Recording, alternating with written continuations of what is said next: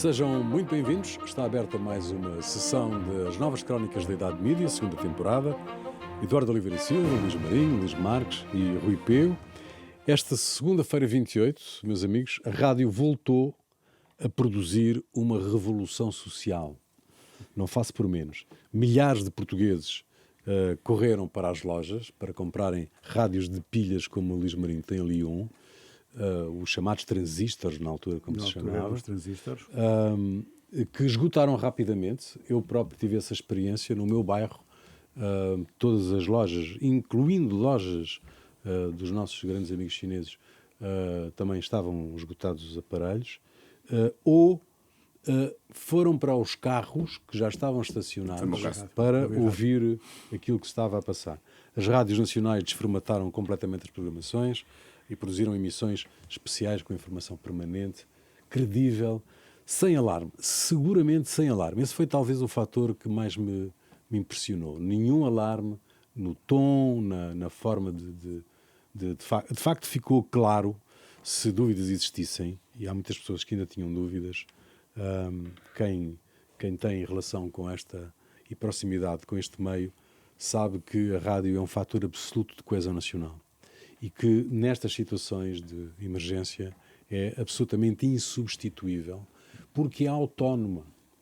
Não é por nenhum milagre extraordinário, é porque é autónoma. Tem geradores, tem UPS, tem uma série de equipamentos que protegem o funcionamento de estúdios e emissores ao longo do tempo sem interrupções. Foi isso que aconteceu. E os aparelhos a pilhas, como é evidente, têm essa capacidade, que obviamente as televisões não têm, não é? Sim. O que aconteceu, eu posso começar, porque estive a ouvir durante horas a emissão da Renascença, uma excelentíssima emissão, toda a equipa está de parabéns, porque foram para o terreno e foram informando com muita regularidade e dando as novidades possíveis, como é evidente. É preciso não esquecer que nós, no início do apagão, começaram a surgir notícias complicadíssimas, não é? Que depois foram desmentidas.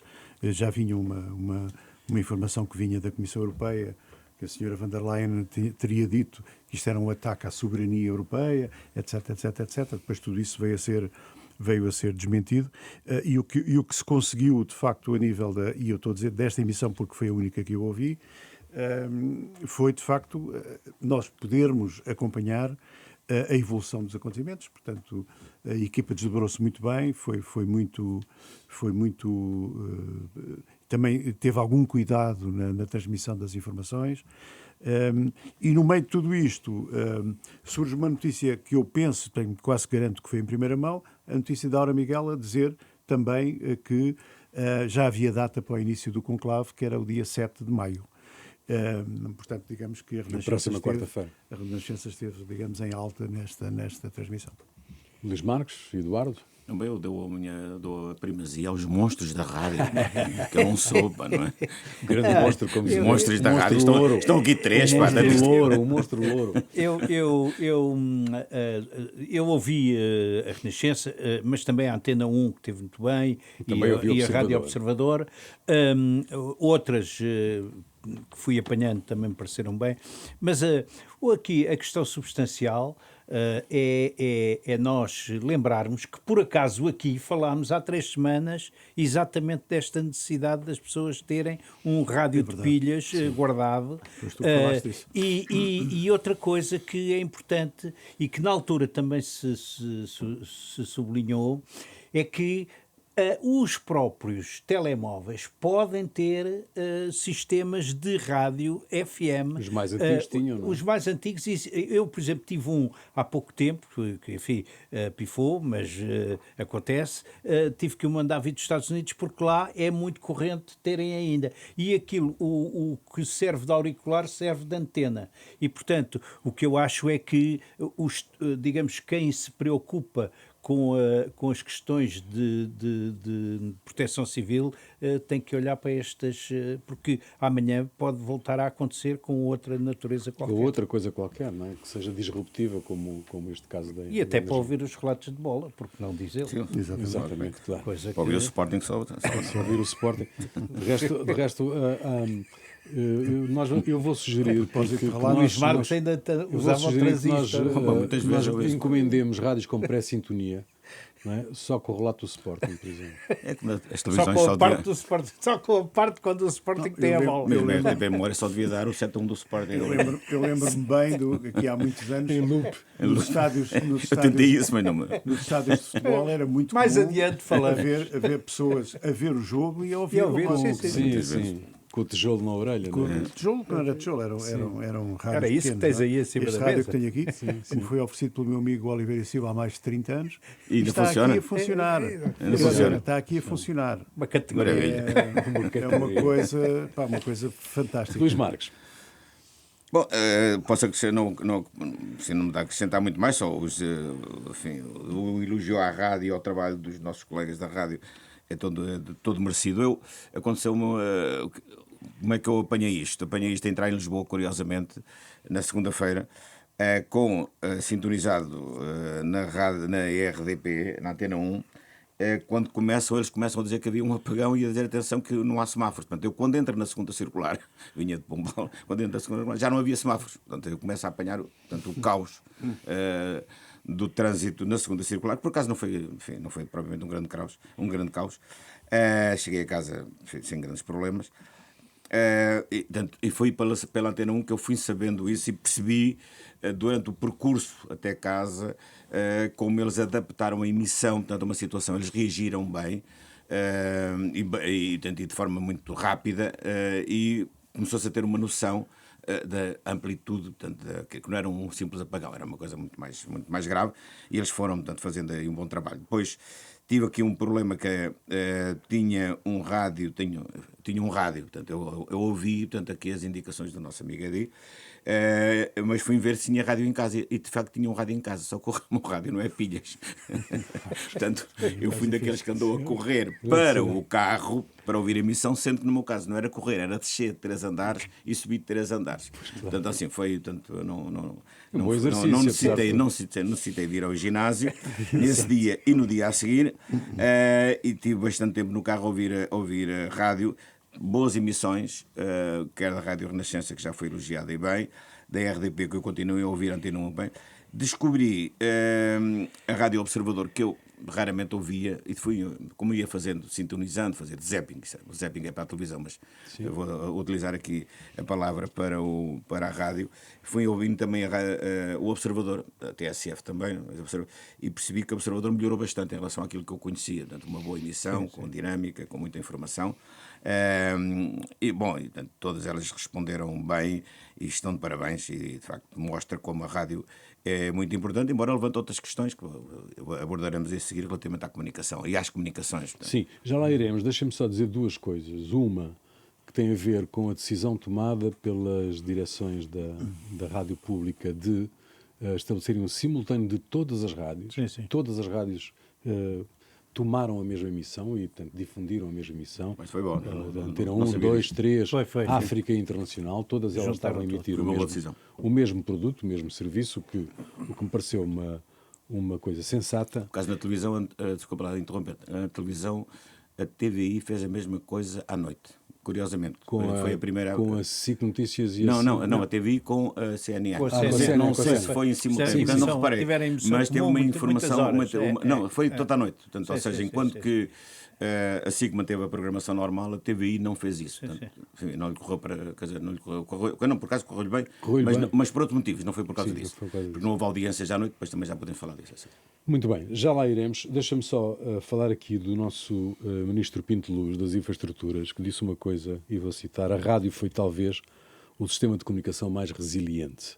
Voltámos ao passado, diz o Sr. Ministro. Ele diz esta declaração é citada pelo Rafael Ascensão, do jornal Eco, para explicar porque é que o Governo apostou na rádio para comunicar, uma vez que as redes de telecomunicações estavam em baixo. A frase, porém, contém duas imprecisões. Exatamente. Para dizer o mínimo. Voltar ao passado. A rádio foi talvez o sistema de comunicação mais resiliente, disse ele. A rádio foi o único meio de comunicação que manteve a informação em permanência, sem interrupções, através da plataforma artesiana do FM. Bastava E é o único que em condições extraordinárias o pode fazer. O pode fazer. Bastava que cada um de nós tivesse um rádio a pilhas ou estivesse no automóvel. E depois, a declaração termina com essa constatação, Luís Barinto estava a dizer, voltamos ao passado. É uma coisa fantástica. O som, a voz humana, está e estará no centro daquilo que é a revolução tecnológica dos nossos dias. E não há comunicação sem. Se o ministro não sabe, devia saber. Se não sabe isto, devia saber. E o passado a que se refere poderá ser, é o presente e poderá ser o futuro da nossa vida de todos os dias. Eu diria mesmo, como o ministro se chama Luz, acho que teve um apagão. Provavelmente, neste caso teve. Pronto, só para dizer ao Sr. Ministro que a rádio cá estará, como sempre, confrontando em média, confortando em média, 5 milhões de portugueses todos os dias. 6 milhões também. Depois do elogio à rádio, há uma coisa que acabou por ser um bocado patética, foram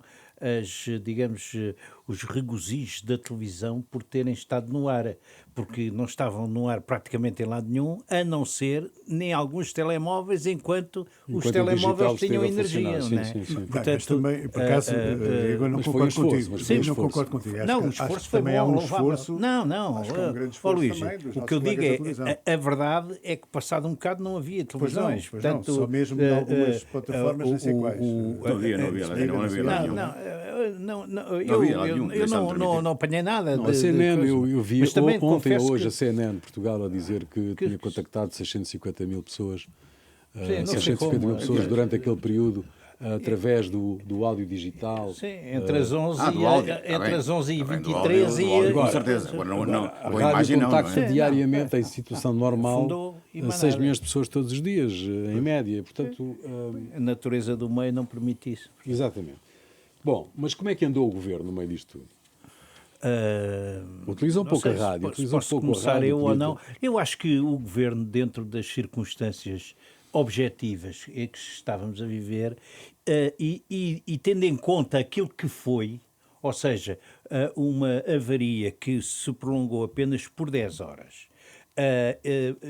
permitiu... Apenas.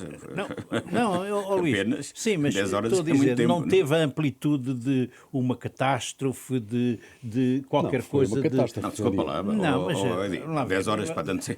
Não, É evidente mas- que é uma coisa gravíssima. Não é? Mas, E ó, Luís, sobretudo tens que informar vocês as me pessoas do que é deixassem que se falar, passa. talvez Sim, fosse- sim, claro. É assim, o que senão eu estou a só dizer... ficar em Não, pequenos detalhes. o que eu estou a dizer é que, no meio disto, o apagão foi grave, foi certamente, e há muitas conclusões para tirar, mas acabou por durar 10 horas. E nessas 10 horas não houve acontecimentos graves ou de perturbação de ordem pública ou de situações que tenham levado a que houvesse feridos, mortes, etc. Não foi um acidente, não foi um grande incêndio, não foi uma... E, portanto, a ideia que passa é de que o governo conseguiu controlar relativamente bem as coisas, ainda que se percebe que houve um conjunto de falhas. Mesmo assim, eu retiro a ilação de que a situação toda foi controlada pelo governo e até no sentido da comunicação não se saiu mal, embora tenha havido muitos erros. Desde logo que é a coisa mais inacreditável, que é um instrumento chamado Ciresp, mas se quiserem eu depois falo nisso. Sim, o Ciresp voltou a não funcionar, não é? O Ciresp é um escândalo desde que me lembro. E que aparentemente não tem já solução. no A tempo ministra do já veio Dr. dizer, Dias a Margarida Loureiro, Blasco era já um veio escândalo, dizer quanto mais agora. que tem que se resolver de uma vez por todas, e tem que se resolver de uma vez Então, por todas, já desde aquele incêndio grande lá. Sim, quando foi nacionalizado pelo António Costa, já ninguém se lembra, aquilo era de Altice, está nacionalizado, deram-lhe 19 milhões agora para cumprir o serviço público antes das eleições, uns dias antes, e a realidade é que aquilo voltou a ter falhas, e voltará a ter falhas, porque é um sistema que não permite determinadas redundâncias. Mas eu acho que o Ciresp não foi nacionalizado. Mantém-se na Altice. Não. Parcialmente. Não foi totalmente nacionalizado. Olha, eu não é as notícias que eu tive aqui E a a ver. Proteção que- Civil? Tenho fortes E a dúvidas Proteção que seja Civil, totalmente nacionalizado. A Ainda Proteção agora Civil recebeu esteve à 19 altura. milhões, isso é que eu sei. O que eu acho, colocar aqui a questão como tem sido feito ontem e hoje, na questão da comunicação do governo, acho que é um absurdo, não é? Porque enfim, o governo pode ter falhado, podia ter comunicado melhor, mas já as limitações eram bastante óbvias, não é? Não havia formas de comunicação e isso é que nos temos que perguntar, porque é que não havia formas de comunicação. Como é que o sistema não está preparado para, numa situação destas, encontrar formas alternativas de os cidadãos estarem informados sobre o que se está a passar. Ontem, a SIC Notícias levou a um debate onde estavam outros especialistas, a Sandra Maximiano, da Anacom, que interrogada porque é que os operadores de telecomunicações não foram capazes de dar resposta à situação, meteu as mãos pelos pés e os pés pelas mãos e não conseguiu dar uma explicação. Remeteu-se para uma justificação óbvia, que é os geradores não estavam preparados para isto. E há que preciso perguntar porque é que os geradores não estão preparados para isto. Não é? Porque é inconcebível que, é claro que isto é uma situação inesperada, ninguém está a pensar que de repente temos um apagão de 10 horas. Né? Mas isso pode acontecer. Como é que não há formas alternativas de manter alguma forma de comunicação numa sociedade que vive da comunicação? Isto é, para mim, impensável, e alguma coisa aqui correu muito mal. Para além da Ciresp, etc. Portanto, o Ciresp é um caso perdido, não é? Porque há um fogo, o Ciresp não funciona, há um apagão, o Ciresp não funciona. Para que é que serve o Ciresp? Porque portanto, passam a vida a enterrar dinheiro no Ciresp e o Ciresp, nas situações em que é necessário, não serve para nada, não é? Parece um nome de xarope e mau. Bem, não é? E mau e péssimo, não é? Péssimo. No meio disto, penso que quem verdadeiramente teve um apagão comunicacional foi o líder da oposição, foi o Pedro Nuno Santos. Acho que se envolveu numa querela comunicacional, ao colocar a discussão na forma como foi comunicado, quando as questões mais importantes que nos temos que interrogar são outras. Algumas eu já referi aqui, porque é que numa situação de crise não há nenhuma forma de comunicar, os portugueses ficam em blackout total. Depois, outras falhas óbvias, como é que isto afeta, por exemplo, o sistema de distribuição de água, por exemplo. De repente há um apagão e não há água. Diria que até é mais grave. Casos, não é? Não foi geral. Em muitos casos, em Lisboa, em muitos casos. Eu não tive água durante sempre, não é? Até mais tarde. Aliás, já 2 ou 3 horas depois da reposição da luz, eu ainda não tinha água. Por exemplo, em minha casa, que moro no centro de Lisboa. Há muitas outras questões, tanto que a oposição podia ter aproveitado, e que, em particular, o Partido Socialista podia ter aproveitado, com algum cuidado, naturalmente. Nestas situações de crise é óbvio que as pessoas se unem, há um sentido comunitário de união, normalmente que é feito em torno de quem está no poder. Portanto, aí o Pedro Nuno Santos devia ter algum cuidado na forma como questiona o poder numa situação destas. Mas há questões que podem ser colocadas, e seguramente, portanto, todas elas legítimas. Agora, a questão da comunicação podia ser melhor, podia ser pior, talvez sim, mas a verdade é que por exemplo, ao meio-dia eu vinha a ouvir as notícias e a primeira coisa que eu vi logo o ministro, não é? Tanto o Leitão, tanto o Amaro, tanto a falar sobre isto, não é? Ia comunicar, talvez mal, se calhar também não tinha muita informação, mas o governo esteve realmente presente, quer dizer, podia ter feito melhor, se calhar podia ter dado mais informação, se calhar podia, mas essa é a questão tanto fulcral. Sinceramente não parece. Há outras questões mais importantes do que essa, sinceramente. E acho que o Pedro Nuno Santos cometeu um erro. O que as pessoas desejavam na altura era que se resolvesse a questão da energia e, portanto, que os técnicos, digamos, da REN funcionassem e parece que funcionaram. Quer dizer, dentro das limitações que obviamente tiveram, penso que a REN, neste caso, não estará, deve ser, de certa forma, sobretudo os técnicos, não é? Agora, é verdade que há uma série... Há uma notícia de hoje, lá está, são as questões que agora vão aparecer e que deviam ter sido colocadas no ponto certo. Há uma notícia de hoje que... Hoje, quarta-feira, temos agora a quarta-feira. Há uma notícia de hoje que realmente mostra que pode haver aqui mais coisas que devem ser questionadas. Segundo essa notícia, a REN estava informada há mais de um mês de que podia haver um problema no sistema elétrico, portanto, ibérico. Eu ouvi isso também. Ora, se foi assim, então aqui temos que nos questionar. E aqui o Governo já tem algum tipo de responsabilidade. Foi informado, não foi informado, o que é que fez, o que é que não fez. Só para dar esta nota que é importante. Desculpa interromper-te. Não, o que é verdade, quer dizer, nós agora também temos que começar a perceber que tipo de informações é que vão aparecer como aliás apareceram no início logo, todas aquelas informações, a história da Sim, Van der das Leyen, centrais a carvão, o avião que tinha caído e que tinha arrebentado com o sistema elétrico em França, enfim, apareceram 150 mil... Fizeram um pico de parte, 150 mil informações Sim, falsas. claro, tu devias lá estar. E nós temos que O problema disto tudo é o pego. Exatamente. Fizeram o pico de agora parte, que puseram vocês o pico estavam à de parte, espera. enfim, isso, pronto. É interessante agora também toda a gente a dizer que afinal não devíamos ter acabado com as centrais a carvão, se calhar não devíamos, não sei o quê. Isto é o se calhar, não devíamos. Estou a falar, por exemplo, das críticas feitas pelo Chega, por exemplo, não é? Porque de repente toda a gente que não percebe nada disto, esta é que é a verdade, de repente desatou também a dar habitats. Toda a gente deu habitats, toda a gente falou disto e daquilo. Quem apareceu, de facto, de repente, a pôr o dedo na ferida com muita força foi o ex-ministro Mira Amaral. Sim, muito Que, bem. de facto, bem. invocou... Anda a dizer isto há 20 anos, não é? Exato, é verdade. E não foi o único. Invocou o seu conhecimento, de facto, profundo nesta matéria. Sim. E, de facto, deu umas bordoadas valentes aí no oportunidade, governo. seguramente. Sim, Eduardo. Era só para fazer aqui uma síntese, porque eu acho que o Comitê Central em Pequim vai ter que olhar para isto, porque os rádios comprados de pilhas foram chineses, a EDP é chinesa, a Redes é chinesa e a REN também é chinesa, além das pilhas. Tu gostarias muito que a EDP fosse chinesa, mas na realidade a EDP não é chinesa. Os chineses têm uma participação na EDP que não é maioritária.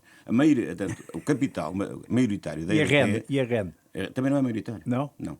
Portanto, não são chineses. Quer dizer, não estou a dizer, há uma influência chinesa na EDP, tem 30% do capital. Mas eu até Alguém acho, tem mais? Tem, ou pelo menos Alguém tem mais? há fundos europeus e americanos que têm mais patente que os chineses. Portanto, enfim, americano. a Chinês, ideia de que a EDP é chinesa é uma história um bocadinho mal contada. Não quer dizer que os chineses não estejam lá, mas não... Nós teremos a oportunidade, seguramente, ao longo das próximas emissões, de voltar a falar deste tema. Porque... Tu gostas muito dos chineses, pá, mas não é bem assim. Eles ainda não mandam nisto. Nós podemos até dizer a EDP é do povo, não é de Pequim. Ficamos já assim. O tema vai ser, obviamente, objeto de conversa hoje, no debate entre Montenegro e Pedro Nuno Santos, certamente, mas eu queria deixar aqui, para avançarmos desta parte da rádio, no fundo, queria deixar aqui a notícia lá da Rádio Benfica, que finalmente, depois de tantos anos, a Rádio Benfica vai conhecer a luz do dia, só na nova época, bem entendido, porque há comemorações a fazer no Marquês e que penso que a rádio não estará muito... Sim, acho que não é aconselhável. Não é aconselhável. Mas já houve uma proposta, já houve também um projeto para o Sporting. Exato. Pois houve, que infelizmente a direção da época não quis. E, portanto, digamos que há um Sporting interesse podia há muitos anos renovado. ter uma É rádio. verdade. Há um interesse renovado dos grupos de comunicação neste setor, não é? Aparentemente. E o Benfica, que andava há muitos anos para ter uma rádio, parece que agora sim vai... Será vai ainda para o a José Nuno Martins? Não, Será dizem-me que isso? não, dizem-me que não. Não sei. Ele tinha um projeto de rádio para o Benfica, não sei se ainda é o mesmo. Não era ele que estava até à frente do projeto, inicialmente. Inicialmente acho que era, mas não sei se mantém, se não. Podemos dizer é que a rádio do Benfica vai dar à luz. Exatamente. E vai ser um sucesso, certamente, também. Sim. Isso não tenho dúvidas Até rigorosamente porque nenhumas. Se até lá não houver outra apagão. Mesmo os adversários vão ter que ouvir para Eu já saber. arranjei até um espaço aqui na Cintia para não falhar a Rádio Benfica. Muito bem. vai Meio falhar. milhão de pessoas na Praça de São Pedro e pelas ruas de Roma e da Cidade do Vaticano, mais de 50 líderes mundiais presentes. Fica para a história a foto das duas cadeiras onde se sentaram Trump e Zelensky, sentados, olhos nos olhos, na Basílica de São Pedro. Aquele momento mudou a relação de Trump com a guerra da Coreia? Eu sinceramente Da não Ucrânia. parece. Da Ucrânia. Da A Ucrânia. Coreia já foi. Sim, a Coreia já Aos foi. anitos. Há uns anos. Sinceramente, não me parece que vá mudar grande coisa, não é? Ou por outra, depende do dia, não é? Depende do dia e da disposição do senhor, não é? Se ele estiver Era mais sábado, bem disposto, diz sábado uma também, coisa, é verdade. se estiver mais mal disposto, diz outra, portanto, não é certamente uma... Não podemos... A foto é de facto marcante, é uma grande brutal, fotografia, mas eu acho que, sinceramente, não passa muito mais disso. É uma... Aliás, como, por exemplo, a foto do senhor a dormir, não é? Portanto, nitidamente a dormir durante as cerimónias, não é? O Trump, com a mulher a olhar assim de lado, nunca me diz, vê lá se acordas, porque é capaz de não ser uma boa altura para dormir. Agora, que é uma grande fotografia, é. Agora, que conclusão é que nós podemos tirar daquilo? O que é que eles disseram ao outro? Por causa da mulher dele, há uma história que foi contada no jornal, na imprensa internacional, mas eu já não sei onde é que vi isso, que há um momento em que, durante a missa, tanto que se cumprimenta, não é? E há uns cumprimentos, e o Trump ficou parado, e terá sido a mulher que lhe segredou ao ouvido: devias cumprimentar. Pois. Há um jornal italiano que ouviu a voz, quer dizer, que conseguiu ler. Sim, mas o homem não e ele sabe cumprimentou nada. a seguir. O problema é que ele não quer dizer, é bom quando se participa em qualquer cerimónia, seja a pessoa, neste caso católica ou deixar de ser, sabe que há determinadas situações em que deve acompanhar a cerimónia, minimamente. Não estou a dizer, uma pessoa que não seja católica não é obrigada a rezar, claro que não. Mas pelo menos há determinadas situações em que seria interessante acompanhar, não é? E o Trump não é, ele é assim. Vocês lembram-se perfeitamente quando ele foi visitar a rainha, passou-lhe à frente. Exatamente. Quer dizer, que era uma coisa impensável. Quer dizer, é desde contra logo, todo o protocolo, não é? Quer dizer, usou, o homem é assim. Foi a única pessoa que se apresentou com fato azul, não é? Pois No isso, meio de todos os fatos Mas acho que pretos. a e gravata era preta. Talvez, já não, É que não da outra me vez, lembro. portanto, Não me pois, lembro. mas quando fez esta declaração, a gravata dele era vermelha. Não é? Mas ele e tinha um coelho ao lado. Portanto, aquilo da cadeira, Exato. aquele encontro, do ponto de vista simbólico da imagem, é importante. Do ponto de vista substancial, não sabemos, porque ele, entretanto, já deve ter dito milhares de coisas diferentes. Claro. E quando nos lembramos que ele anunciou o luto nos Estados Unidos com o coelho da Páscoa ao lado a fazer adeuses, quer dizer, é uma coisa extraordinária. Mas uma coisa que me deixou me incomodado, desconfortado até, foi na procissão do velório, as pessoas que iam visitar e deixar a última oração ao Papa, tiravam selfies. Elas e o próprio caixão do Papa, o que me parece uma coisa de um mau gosto. Eu pensava, por acaso, pensava que isso nem sequer era permitido. Exato, que nem sequer era tinham permitido. pedido para as pessoas não... Mas são os nossos tempos, é isto. Quer dizer, Mas há algumas coisas as que me pessoas incomodaram, não é? A mim incomodou-me isso. Sobre a emissão é de uma grande qualidade, não é? Técnica. Sob todos os pontos de vista, não é? Uma perfeição total, dos planos, tudo aquilo. Há um detalhe até muito interessante, não é? Que é, eles não tinham som de baixo na missa, não é? As pessoas aplaudiam, mas não se ouvia os aplausos. Ou seja, aquilo era mesmo para dar a solenidade da missa. Portanto, está muito bem feito, tudo uma grande qualidade. E toda a emissão, portanto, foi excepcional. Que é normal que assim aconteça, mas é bom registar. Depois o resto, sinceramente, acho que a imagem do Zelensky com o Putin, com o Trump, é uma grande imagem que fica para a história, mas causa-me algum incómodo, porque num funeral de um Papa com a importância desta, um momento tão solene, isto acontece ali. Não? Podia ter acontecido noutro sítio. Claro que é muito simbólico que tenha sido ali, mas para mim teria preferido que fosse outro sítio, que não houvesse essas selfies, que não houvesse essas coisas. Havia ali um respeito, portanto, pelo Papa, por um Papa dos mais importantes da história da Igreja e pelo menos das nossas vidas, seguramente. Gostaria de que tivesse havido um pouco mais de solenidade. Muito bem, 25 de Abril, desfile e manifestação de extrema-direita. Jorge Bento, chama-se assim o cidadão do grupo 1143, atacou pelas costas os miúdos que se manifestavam contra a extrema-direita, aparece por trás e desata aos murros e às chapadas a miúdos e miúdas, independentemente de serem rapazes ou raparigas. As imagens não enganam. A SIC, eu vi na SIC, não sei se os outros todos provavelmente também mostraram. Sim, toda toda a gente mostrou. São o próprio teste do algodão, não há dúvida nenhuma do que aconteceu. Ele não foi nada agredido, ele fez uma estratégia de infiltração, infiltrou-se e depois fez o que fez. Portanto, e eu vi declarações, quer do André Ventura, a tentar, digamos que, branquear aquilo que aconteceu, quer de um senhor que se chama Mário Machado, que tem o direito a falar no 25 de Abril, agora não condenado, tem o não? direito a bater nas pessoas. Espero que já esteja na prisão, Está porque ele condenado. tinha que se entregar. Está não é? condenado, sim. Não Ele tem direito a bater as acho que vai pessoas. se Não é? apresentar entre hoje e amanhã. Seja na democracia de Abril, seja em qualquer outra vai estar democracia. uns não é? anitos preso. Digamos que aquilo era inevitável, não é? Com aquela insistência em fazer as manifestações, era absolutamente inevitável. Agora, não sei quantas pessoas desfilaram na avenida, mas ali estavam 100, segundo as televisões, as estimativas. Portanto, há 100 pessoas que conseguem virar ao contrário um acontecimento, não é? E, digamos que inscrevê-lo na agenda, não é? Há várias coisas. Primeiro, o desfile, digamos, comemorativo normal de 25 de Abril, eu acho que está a descaracterizar-se daquela questão meramente política, extremamente ideológica, para vir à festa, não é? E isso é bom, num certo sentido, é como, sei lá, o 14 de julho em França e tal.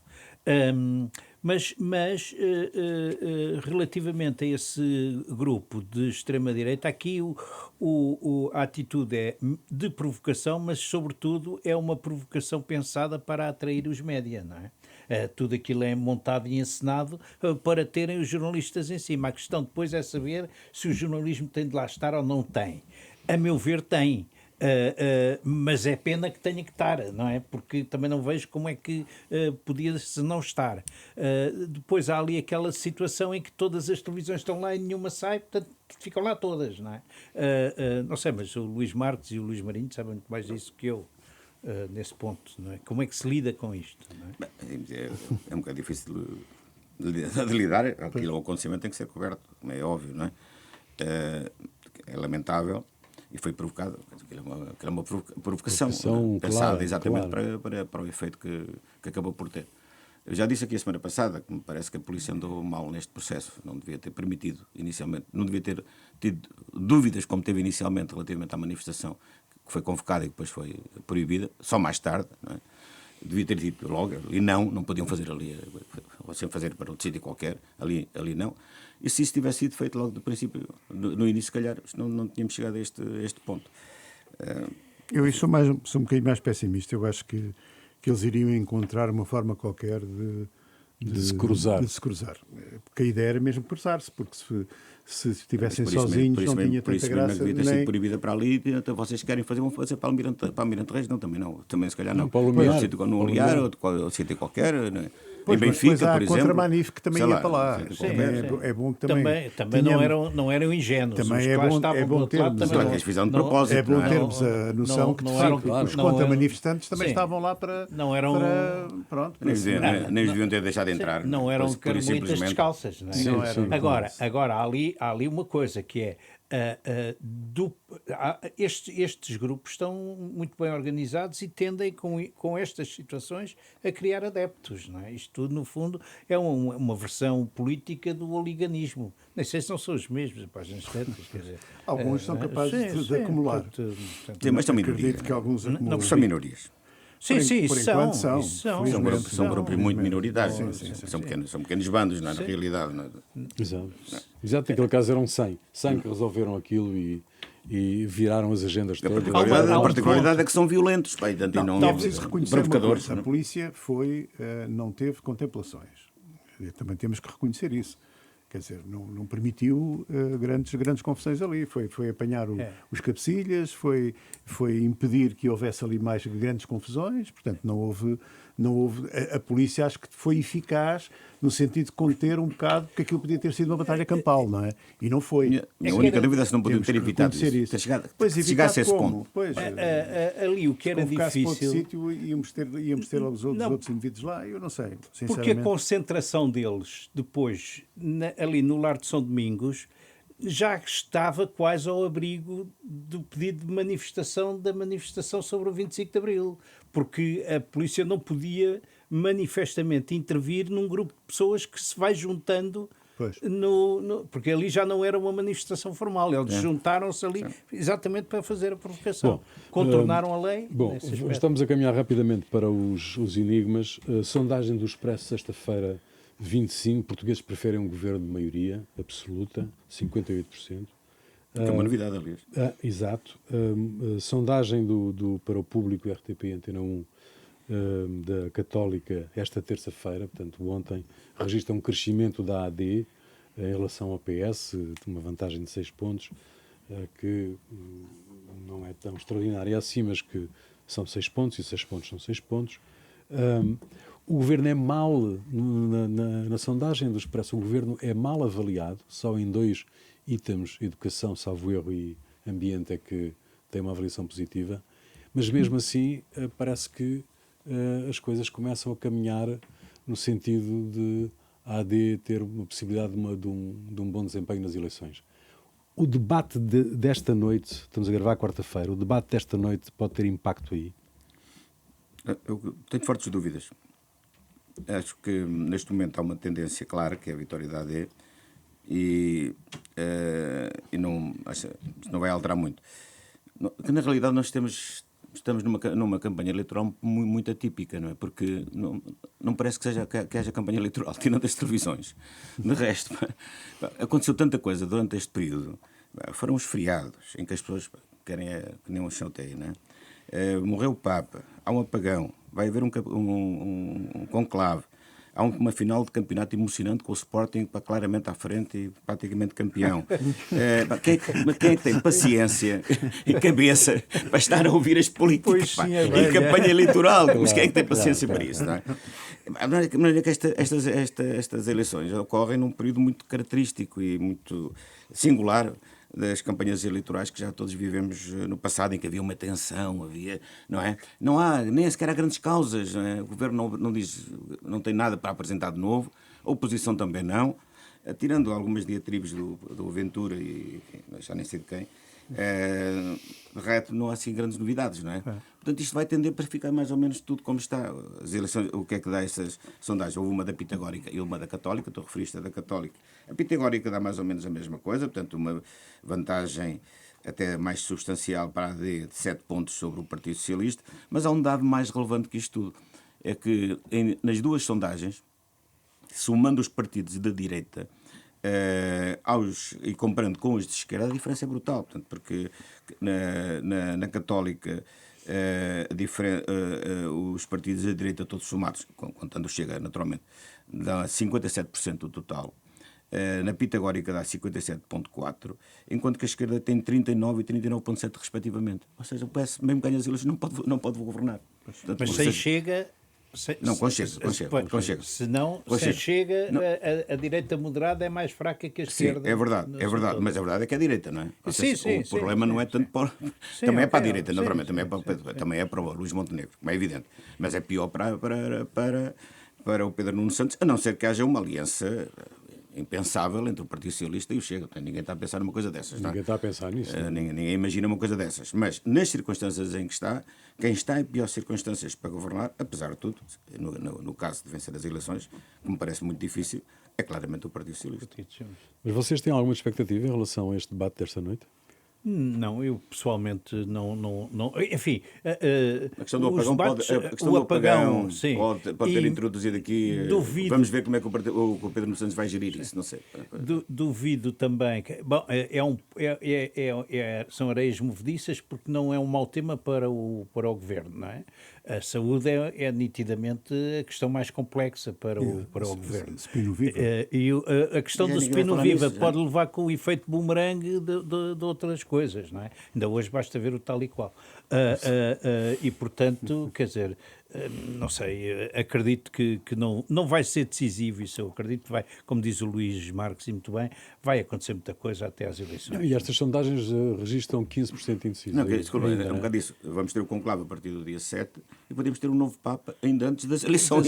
Sim, em teoria teremos. Mas quem é que vai falar? Quem é que vai falar? Portanto, política e campanha eleitoral, quem vai estar com atenção? Há um bocado aquela coisa de que as pessoas acham que o governo não é bom, mas que a alternativa também é fraca, portanto, acredito que não... Não, tu puseste o dedo certo, quer dizer, as pessoas não gostam do governo, ou não gostam tanto como seria suposto, mas a verdade é que vão votar no governo, portanto não há alternativa. Muito bem, os grandes enigmas e outras histórias já a seguir.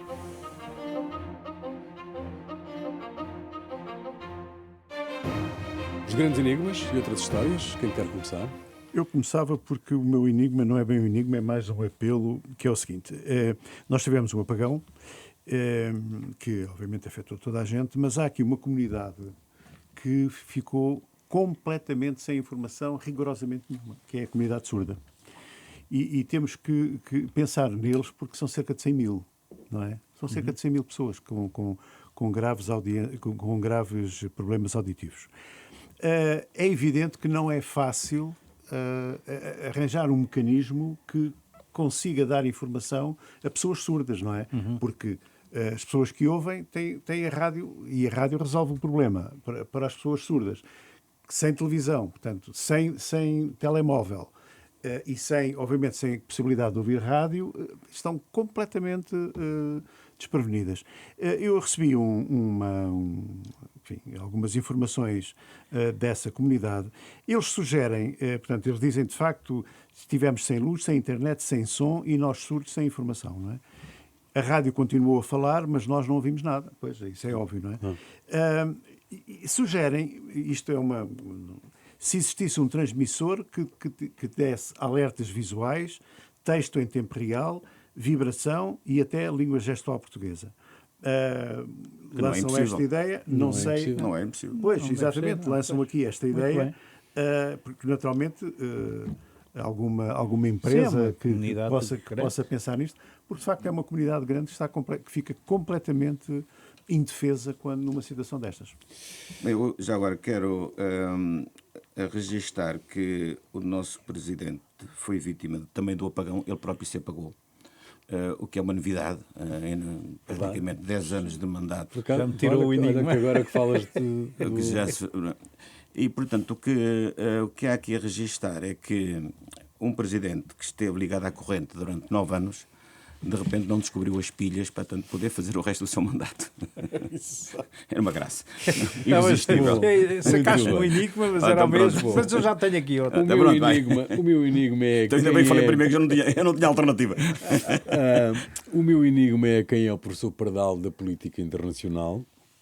Como sabemos, o professor Pardal é um personagem da banda desenhada que estava sempre a inventar coisas que nunca funcionavam ou que geralmente não funcionavam. Traquitanas, geringonças, que geralmente não funcionavam. Usava para o efeito um chapéu, não é? Era o chapéu pensador, que habitualmente, como já se percebe, não servia de muito.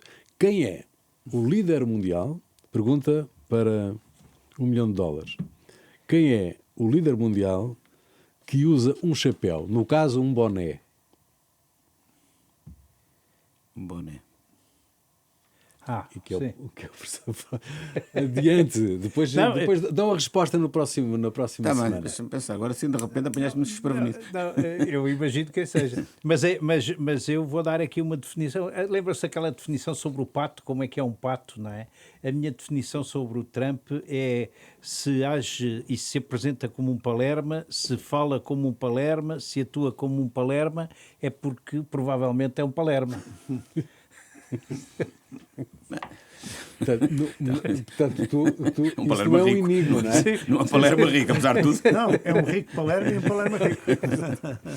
Muito bem, termina aqui mais uma sessão de As Novas Crónicas da Idade Mídia, um programa de Eduardo Oliveira e Silva, Luís Marinho, Luís Marques e Rui Pego, produção de Marina Duarte, desenho sonoro de António Fialho, cuidado técnico de Adrião Mendes, imagem de Marta Michão. Novas Crónicas da Idade Mídia, domingo ao meio-dia, sempre que quiser, ao alcance de um clique. Até para a semana.